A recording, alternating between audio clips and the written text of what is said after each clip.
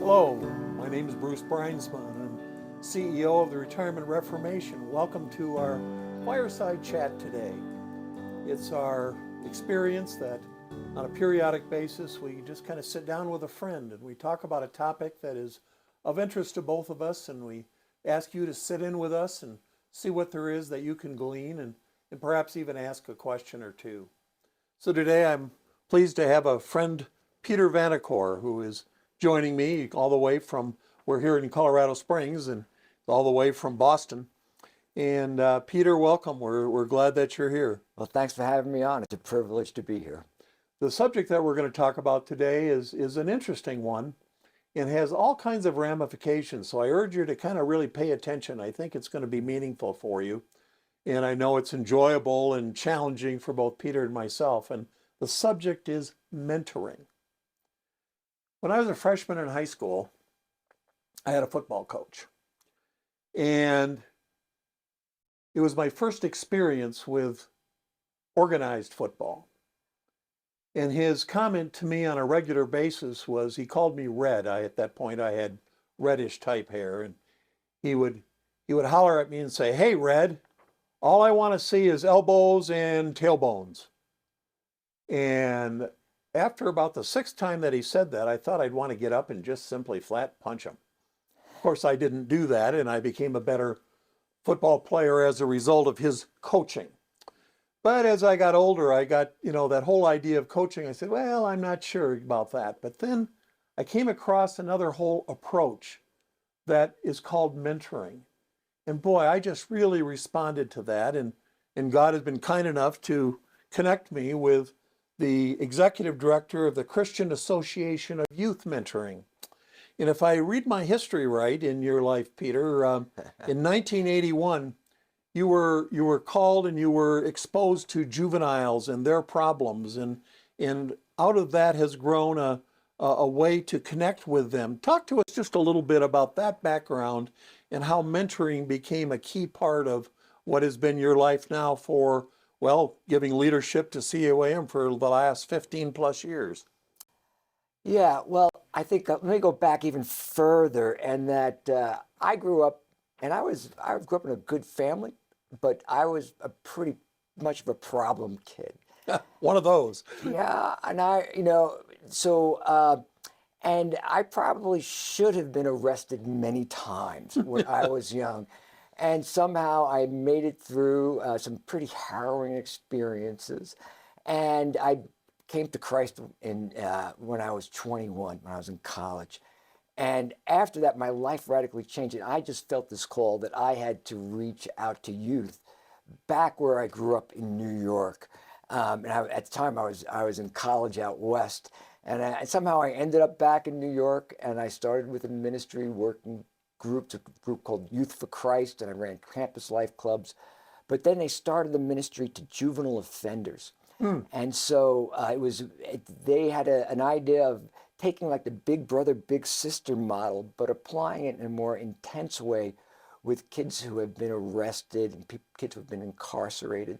So what we did was just connect with those kids. And I think my heart broke for kids when I saw their families, what they were going through, their neighborhoods, their schools. And I looked at how much I had while I was growing up, and I saw that I made a mess of myself, even in a good situation. And I thought, what chance do these kids have unless people of faith come alongside them and really share with them a new path in life? And not only this life, the next life. And so that's how I got here. Well, the key words that you said there was coming alongside and sharing life experiences to impact someone else. Give me a definition of mentoring that you think our audience can kind of grab onto and find some handles to connect with. Yeah, mentoring is a word that's been watered down a lot and changed a lot over the last couple of decades. In fact, when I first started, we didn't even call it mentoring. We just call it one-on-one ministry.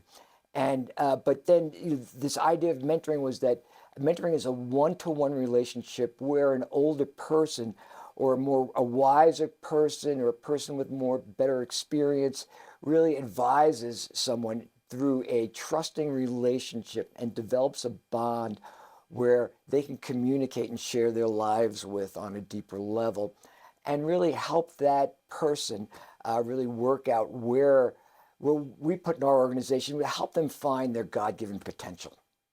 Well, that's really interesting because I don't know if you're like me. I've been in so many circumstances, social circumstances, a breakfast, a lunch, in some way where it came in connection with someone or someone's, and you knew that they needed a word of encouragement or a word of advice or a word of input into their lives, and you didn't know what to do. And the net result is you didn't do anything. And so in our world today, when we think about the complexities of it and the circumstances where we come in contact, that we really, in order to represent Jesus to the world, we in fact need some skill sets and some abilities to be able to step into or to come alongside of all kinds of people. Let me just give you a couple that come to mind, and then Peter, maybe perhaps you can expand on that.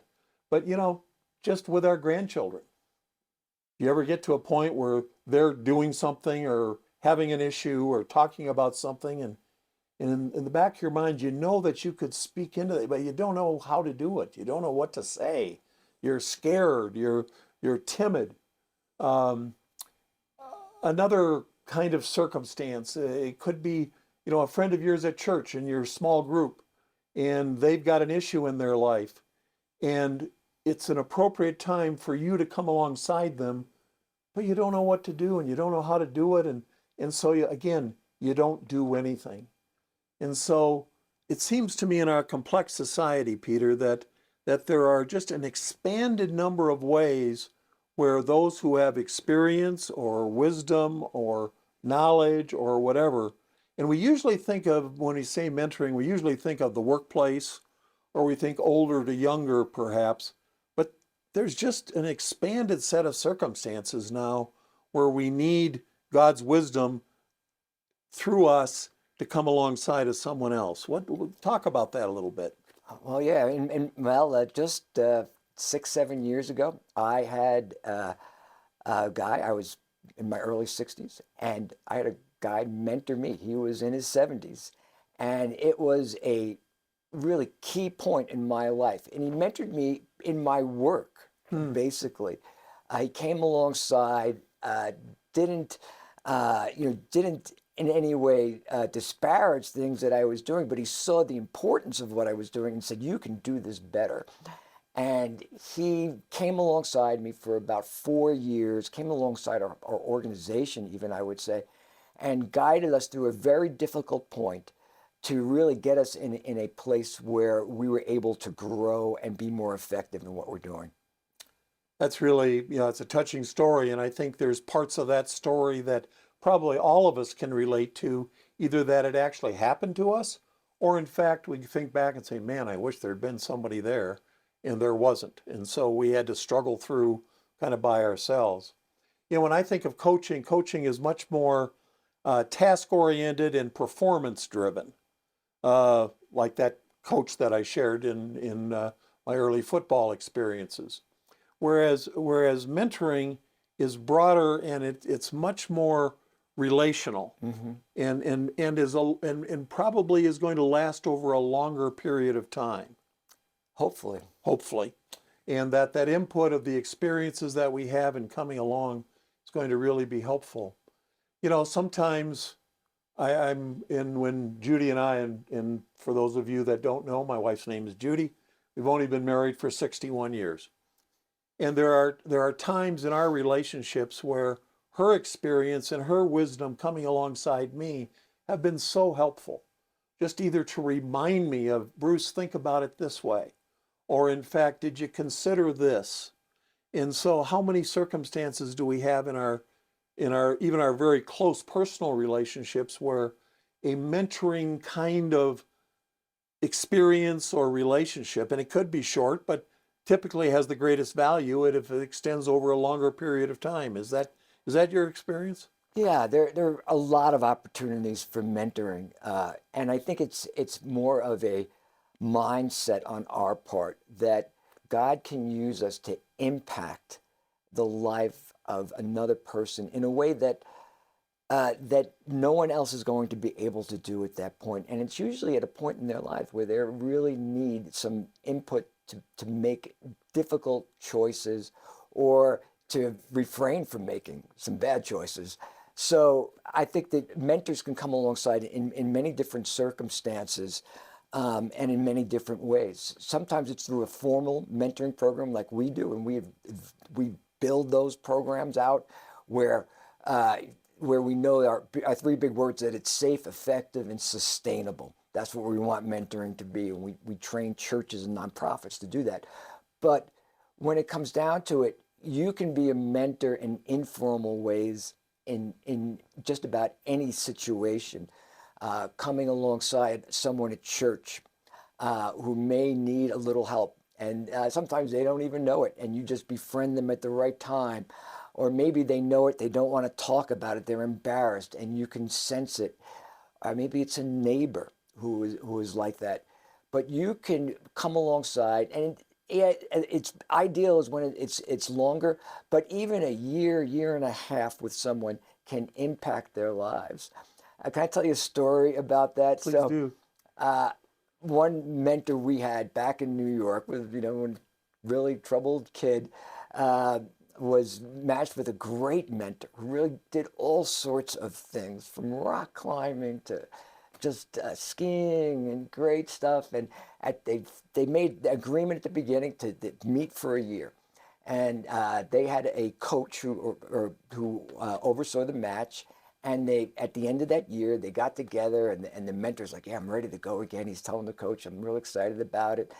And they get together with the kid, and the kid goes, "I don't want to meet with you again." Hmm. And this guy was devastated. He just said, "I just wasted a year of my life. How, why did I do that? Why did I even think mentoring would be effective?" And then about 15 years later, that kid called him up. But now he's in his 30s. And he said, "Listen, I needed to tell you this." He goes, "But I am now married. I am now walking with the Lord. I have a kid that I'm really trying to bring up in Christ. And I learned to be a man the year you spent with me, and I didn't ever tell you." That's the impact mentoring can have. Boy, so that in a formal mentoring sense, and certainly in an informal one. I'll give you an example on the other end of the spectrum, a very short mentoring that had a long-term impact. I got in an elevator here a few months ago at a conference, and was going up the elevator to my room in the hotel, and a lady kind of came running, and she came in the elevator, and she said to me, she said, "You're Bruce Bruinsma, aren't you?" And I said, "Last time I checked." And she said, "I just want to thank you." And I said, "Thank me for what?" She says, "I heard you speak 15 years ago, and you gave me a thought. And the thought was called building a future-funded ministry plan. My husband and I just kind of really connected with that, and we've followed the direction that is inherent in that advice. We're retiring next month, and I just want to thank you for that guidance." I had no idea who she was. I don't remember the conversation, but in fact, when we spread our bread upon the water, it will not come back void. Yeah. And that's a promise that we have. And sometimes, it's what we share, but it's sometimes just simply being present and listening and being someone that they can bounce their ideas off from. They don't need any more input. What they need is an opportunity to process. How have you found that? Yeah, one of the keys in mentoring, especially someone who's maybe a little more vulnerable at that point in their lives, is to really keep your mouth shut for the most part and listen, but ask questions. And don't give answers. Mm-hmm. So I just heard two key words that I think are really important. One is listening. Yeah. And and the second one is asking questions. And I think sometimes that we are uncomfortable with asking questions because we think we need to give answers. And what we need just is help someone process what it is that they're going through. And the questions will be really, really helpful. And so I remember at a time in my life when I was really trying to learn these skills, and they are skills, Yeah. and they are learnable, are they They not? are definitely. Yeah, it's not something that you're born with. It's not a natural gift, and if you don't have it, forget it. No, all of us can learn mentoring skills and apply them in the circumstance that God puts us in, whether it be structured, informal, long term, or even short term. And part of it, one of the things that I learned was that that a critical part of it was the attitude that it gave me in relation to the other person. And that it affected, by learning those skills, it affected who I was and how I presented myself and how I was perceived. Do you see a context in there somewhere? Yeah, I think that what I often see is that mentoring impacts the mentor Uh, as much as it impacts the mentee. And what happened to you is that you started to grow in your humanity, I might say, in that way, and in your ability to relate to people. And it will not just impact that relationship, it will impact how you relate to your wife, to your kids, to your grandkids, and to people that you meet generally in life. And so you've really learned to listen and really empathize with that person as you went along. And that was really key in helping. Absolutely. One of the words that I think about is am I really approachable or not? And in that approachability and the empathy that you just talked about, again, those can be developed skills. And if you can think in your particular life of as you listen to Peter's and my conversation, are there places in your life where you would like to be more approachable? Mm. Are there places in your life where you would like to be more empathetic, where you would like to be seen as being as coming alongside, and that you're open, and then in fact that you're in a winsome way be able to share your experiences as they are relevant to the situation. But mainly it's we all need help in just thinking through the issues of life as we go through them. And life is complex. And in our more senior years, as if you've been part of the Retirement Reformation community for any period of time, you've heard us talk about the fact that we'd like it to be the simplest, easiest, most calm time of our life with the least stress and the least tension. The reality is that if we're not prepared for it, in fact, it is the most complex, and there is the most tension, and there are the most issues. And so, I think this whole idea of mentoring, it's easy to think about it with a younger person, but I think there are circumstances where there perhaps is even an older person that you can come alongside because they need some guidance, or they just simply need a friend. We know that loneliness is one of the key issues that we deal with as older people, and that the net results of that loneliness has been, great divorce, great bankruptcy, Okay. great suicide, great addiction. Those are people who are lonely, and that in a mentoring kind of a relationship, we can become a friend. And so, if you remember in the Bible where Jesus is really kind of laying himself out to his disciples, and he says, we're going to have a changed relationship here. And you are not a servant, but you are a friend. Because a friend knows what the master plan is. A servant just does a job. Yeah. And so we are called to be friends. And if we can be friends to each other, and this whole mentoring process, I think, can be a part of that, creating that friendship. And the net result will not be efficiency and effectiveness, but will be fruitfulness. So, Peter, talk to me a little bit. When I think about fruitfulness, I think about impact. When I think about efficiency and effectiveness, I'm talking about what did I do and what did I accomplish and what happened and did I check off my to-do list, but when I think of fruitfulness and impact. So how do you see mentoring going along with the idea that we are called to be fruitful? Yeah, it's really interesting how you frame that, and that in some ways mentoring can seem very inefficient and ineffective in the short run. You're spending time with someone. If you're with a kid, you may take them fishing. You may go and a woman may do whatever they want to do, sewing, or a woman do quilting and crocheting with kids. Guys play basketball. I said, well, what? This is the best use of my time.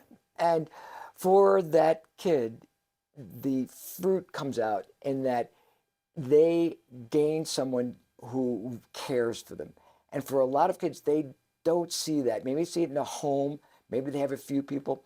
But one of the things that's really shocking is across the ages, the people from kids to adults to older adults like us, that a lot of them don't feel they have someone that they can really share their heart with and trust. And the heart of mentoring comes in trust, in building trust. And we do that through spending time. And sometimes that time may seem inefficient. Yeah, but at other times, the little things make impact. Well, one of the thoughts that occurs to me is that, in spite of all the screw ups and the dumb things that I do and have done through my whole life, Jesus still loves me. And however many years it takes, I think of the thief on the cross.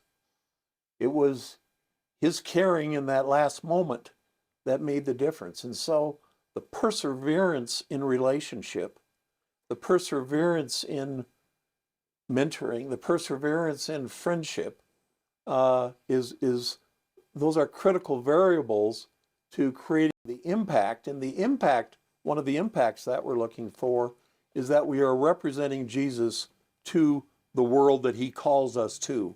And the world that he calls us to may be the neighbor across the street, the guy at the church, the person that you meet in the grocery store, however it may be, that you are that representative. And when we think about the fruits of the Spirit and how that gets reflected, and then you lay that alongside the idea of relationship building and mentoring, it seems to me like there's a Christ-defined package that is really powerful.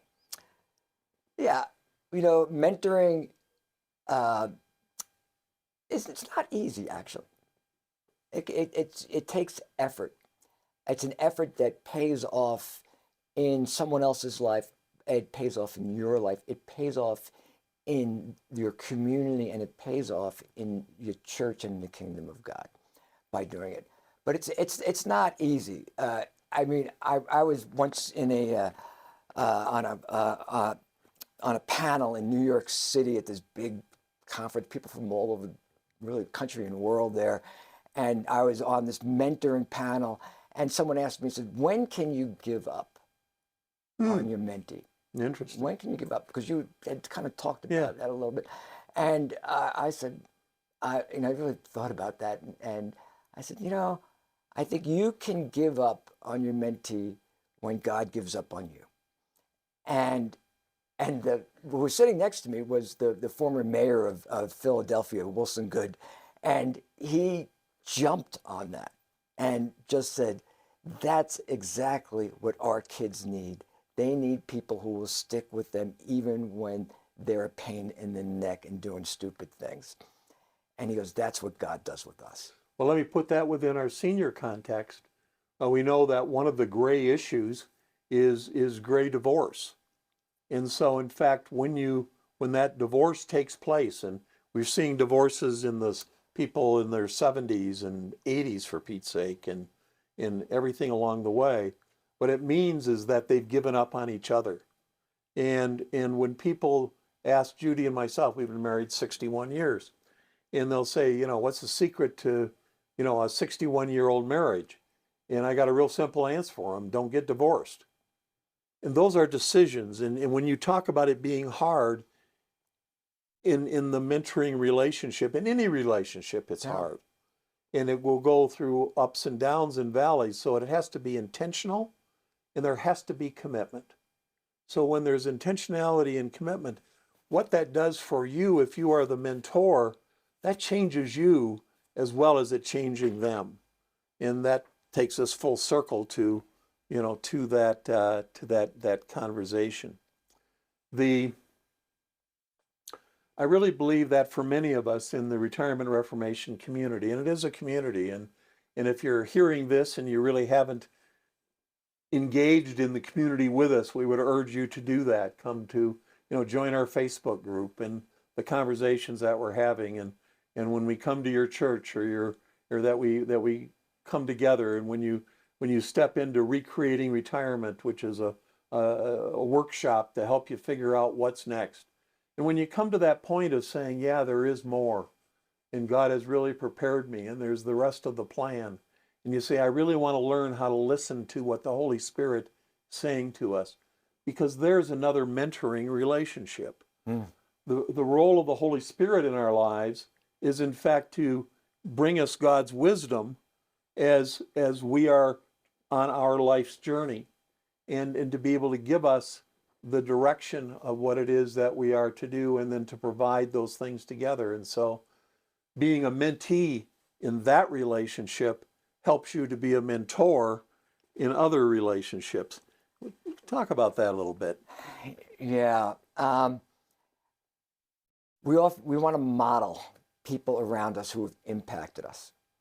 And so when you have been a mentee and someone has really invested in your life, and maybe you weren't even in this formal mentoring relationship, there was just someone who was there for you at key points. For me, it was the guy who discipled me in college and really helped my faith to grow and bring me to a solid point.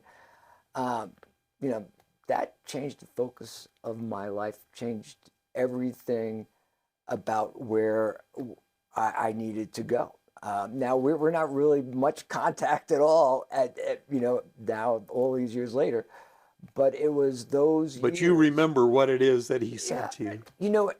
This is it. It's not what he said to me. That's really the key thing. I'm sure those things had impact on me.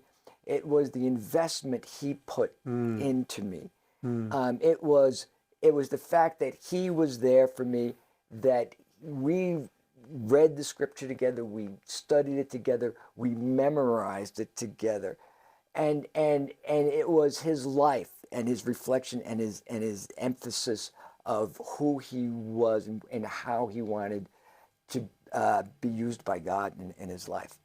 Well, we know that one of the issues for all of us, and I mentioned it a little while ago, is that issue of loneliness and isolation. And so one of the keys to stepping out of that situation, that circumstance, the way that you're thinking, is to in fact impact and to connect with others. And the way that you can connect with others, one of those ways, is to come alongside and invest in someone else's life, as your friend did with you in college. And when you are investing in someone else's life, the issues that are yours seem to take on a new perspective. And so there's a therapeutic role in deciding that you're going to learn something more about mentoring, and you're going to step into, not be afraid, but be willing to step into a mentoring or mentoring relationships, either as they present themselves informally or in a more directed kind of a more formal kind of a way. As you do that, again, and Peter mentioned this a little while ago, the mentor gains as much value often, and perhaps in some cases more, than the mentee. And so as we are struggling our way through the 30 years of retirement and the 3 different stages of retirement and those own transitions in our lives, when we're able to focus outside of ourselves, we will be healthier. We will that empty hole in our soul will get filled. And mentoring is one of the very, very best ways for that to happen. So if, for example, a spouse or a friend is in a depression and is kind of, how can you help them as a mentor out of it? One of the things you can do is to perhaps help them suggest that there's someone that could really use them coming alongside and facilitating that happening, somebody else in church or wherever it may be, so that the amount and the number of different kinds of applications and the multitude of benefits that come from the mentoring process is really, really good. So Peter, we talked about, that these are skills that can be learned. Yes. Can you just walk me through a little bit of what a seminar or a class or a workshop or anything on learning how to be a mentor, what that might look like? Yeah, there's a few basic steps to get started. And the first is to realize that you understand the world in a certain way by how you grew up, where you grew up, the influences in your life. You have a worldview. A worldview. And so that worldview is ingrained in you, and everything in your life is tainted by that. If you look at stuff, you see it through that lens that you have that it explains to you what this is all about. Once you realize that that is part of your life, you have to realize that another person has a different lens. They have different experiences. They look at the same thing you do and see something different often. Because what they've experienced, what they know, what they've learned through their lives has taught them something, and it's ingrained in them just as much as a different view is ingrained in you. And if you start that way and realize that, their worldview is valid for them, just as mine is for me. And, I may see things wrong. And they may help me expand my worldview and understand someone else's, but I have to be willing to say, I'm going to learn about that. And the way to learn about that is spending time with them and listening to them, asking questions, as we mentioned before, but also developing empathy for them at the same time. Well, let's talk about that a little bit more, because that empathetic capacity is a door through which all kinds of things can become clearer or easier or better. Talk a little bit more about the value of that empathetic response to someone who has a different worldview than you do. Yeah, I think for me, I started to empathize with them when I heard their stories and actually saw their lives a little bit, really lived life with them on small levels. And it helped me see that how they got their worldview, and I started to feel for them in those ways, or understand at least how they process the world around them.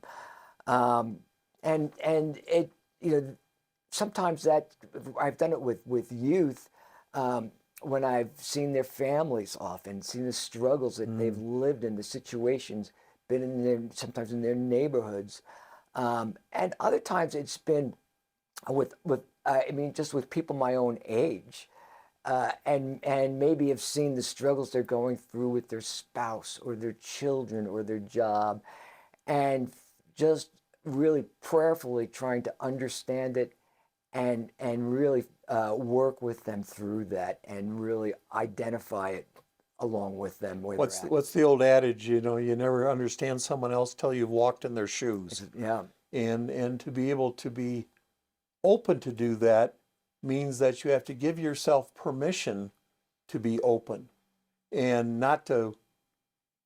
And Peter, you and I talked about this personally. When you have a forceful personality, it's easy to come across as that you always have to be right. Mm-hmm. And we've both agreed that there have been lots of circumstances when we thought we were at A and we were really at B. And that is true with all of us. And so the openness to personal change and personal expanded understanding is all part of that empathetic capacity. It also is when I feel like, in the friendship that's developing between us, that I could ask you or say something, almost anything to you, and you would listen to it and would respond in a way that we could have some dialogue and I could learn and you could share. And I think that's the kind of friendship that is a foundational element in the value of creating this empathetic capacity. A couple of years ago, when some of you may know that have an interest in a coffee plantation in Laos, and the head of the village, one of the villages up on the Bulawan Plateau in Laos, invited myself and my partner to come for dinner. And the person who invited us, in explaining that the village headman wanted us to come for dinner, and he said, and he is going to kill the fatted calf. I thought to myself, I'm not sure I'm really interested in that fatted calf. I don't know what that means.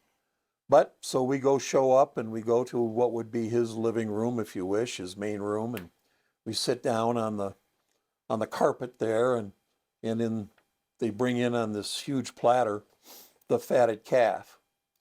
And the expectation was that, in fact, because I was the senior person there, or the oldest person there, that I would have the first selection of the best part of the fatted calf. And I started to reach for like a leg, and my friend put his hand on my arm and he said, "Bruce, it's the brains."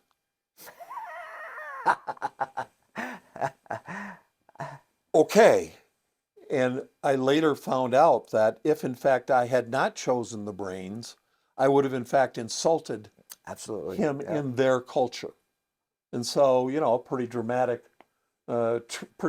way to find out about another way where an empathetic response was really important. Cross-cultural ministry, it's called. But when we do that, and I think there's an element to that. Let's talk one more thing to our audience about the mentoring, the value perhaps, or the availability or the necessity of mentoring up or mentoring an older person. I think that's going to be more and more of an issue as we live longer. Our parents, maybe our grandparents are still alive, and the issues in their transitions and how it affects us and how we can be of help to them. Yeah, it's a tough one. Having been through it with my parents, and I guess there was one time where my dad was in his late 80s and he had very bad knee operations that went all wrong, and he could just barely move his legs, but he still wanted to drive. And I had two brothers who said, "Oh, you can drive, you can do fine." And I kept trying to talk to my father about, I said, Dad, you can't do this. And finally, I pulled a line on him that he pulled on me all the time when I was learning to drive. He said, and I said, "Dad, one day you're going to be driving down that street and a kid's going to come out in front of you and your legs aren't going to move fast enough to stop that car." And Wow. And I said, "And you'll have to live with that the rest of your life." And I said, "Remember you told me that as I was a kid about driving safely all the time." And my dad handed me the keys. Wow. That's a story. Well, that was tough. That was not fun at all. Oh, that took guts. I don't know what it took. Intentionality would be the nice word. Okay. It was, I'll tell you, that took guts. yeah. And so he handed me the keys. And Wow. but that was very. I really was scared for him. I was scared for everybody else in the community. To tell you the truth. Sure. And so that We all have that they call it the key time. And we all have that with our parents when it's time for them to start driving, or maybe it's time to stop driving, and for someone to come alongside and be able to point that out in a graphic way, as you just shared, or in other ways, but to come to those key transitional realities. And we all knew that when you have a problem, the place where you start with the problem solution is finding out what's true. And what was true for your dad was that he was not capable. That's what was true. Mm-hmm. And once you start with the truth, then the solution becomes much more evident. Once you understand your why, all the hows will fall into place. So if you don't have a why, your why was that you were concerned for your community and for your dad. And that why was strong enough for you to say to him what your brothers were unwilling to say to him. And so in each one of our relationships, understanding our why, then what the action plan will typically fall into place much more easily. And so, and often the why is a function of the decisions that you make. They're not feelings, they're not emotions, they are decisions that you make. And the source of the decisions for us to make the guidance, frankly, comes from Scripture. And if we are continually in Scripture, we will receive the principles and the examples and the issues of the guidance that, in fact, then we can retranslate into those that we have the opportunity to be a mentor for, or perhaps it's just someone to be the mentee to us, and to come alongside and say, hey, Bruce, you need to select the brains, whatever that may be. Yeah, and I think that's the key. It's humility on both ends of it. Oh, good term. It's that openness of heart to let someone invest in you. My kids teach me a lot. I probably don't tell them that often, but they teach me a lot. And I know there's going to be a day where they're going to have to guide me.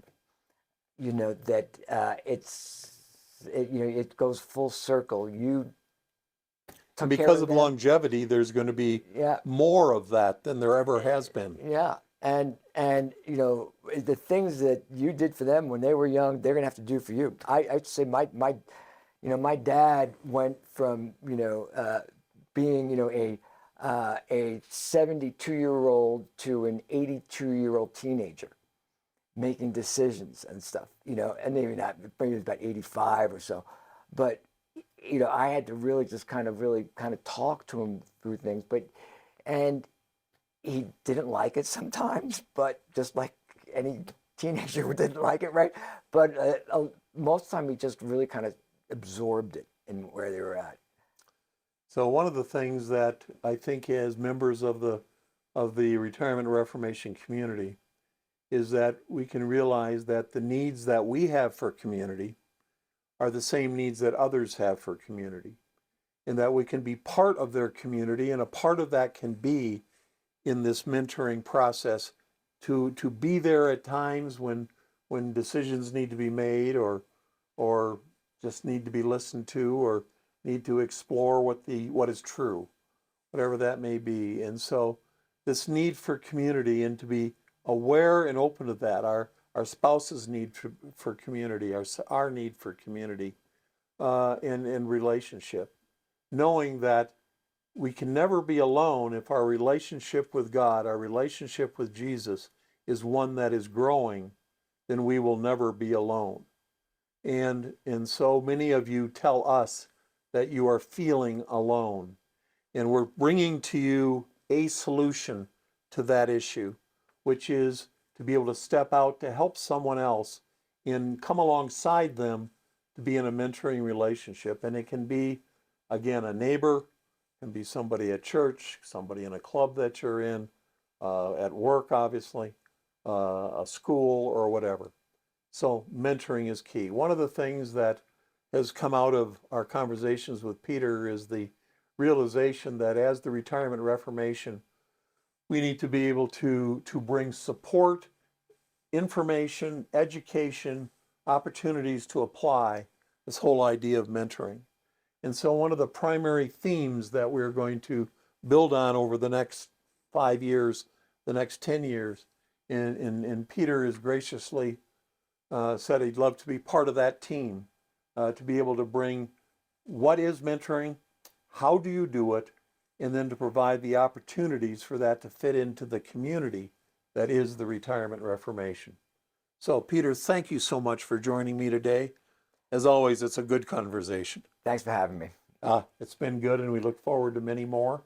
You will be blessed to be able to hear from Peter probably on a fairly regular basis as we go forward and as we develop, the pieces to the puzzle that are mentoring and how that applies within the context of the messaging of the Retirement Reformation.